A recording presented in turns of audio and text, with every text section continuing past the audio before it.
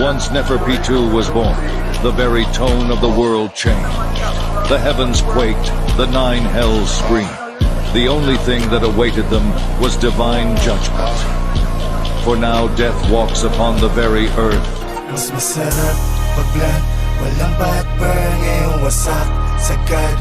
It's my turn, o pagka-puff sa pool, pati yung girl, o wali puff, puff, puff, puff, o wali puff, puff, puff, puff, o wali puff, puff, puff, puff, o wali puff, puff, puff, puff, o wali puff, puff, puff, puff, o wali puff. Feel my vibe, asan yung vibe? Papa, kita ang kita ng hindi pangkaraniwan.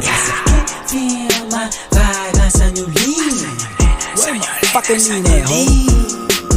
Ulit to na plan, umulong siya sa'kin, gusto ko yan. Hindi ko siya kinalohod, sabay niya agad sa'kin, siguro yan.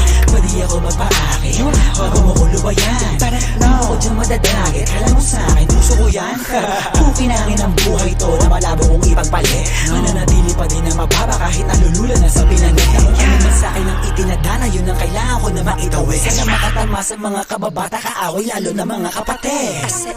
Feel my vibe, asan yung vibe? Papa, kita ang kita ng hindi pangkaraniwan.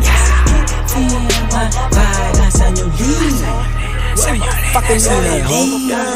Sa right na merong money, sa left na merong Glock, ubus lahat, mas lalo na pagka-puff. At kahit di tatlo yung honey, ali yung si Buck, nasa labag, yung part nila nagka-clap. Anong nakita mga play ko, ayaw na akong tantanan. Tulad ng aking wallet, utak ko ay may laman. Laging loaded, mga bala agad na papalitan. Kapag inabot na yung honey mo, di ka babalikan. Kaya mag-ingat sa daanan, kalat mga gana, kasi ay masagana yung trap money. Sige, subukan mo labanan, patailaw ka kanan, sa'yo'y papakilala aking lucky pagka. Masakit yung ulo mo? Hala, baka bobo ka! Joke lang po!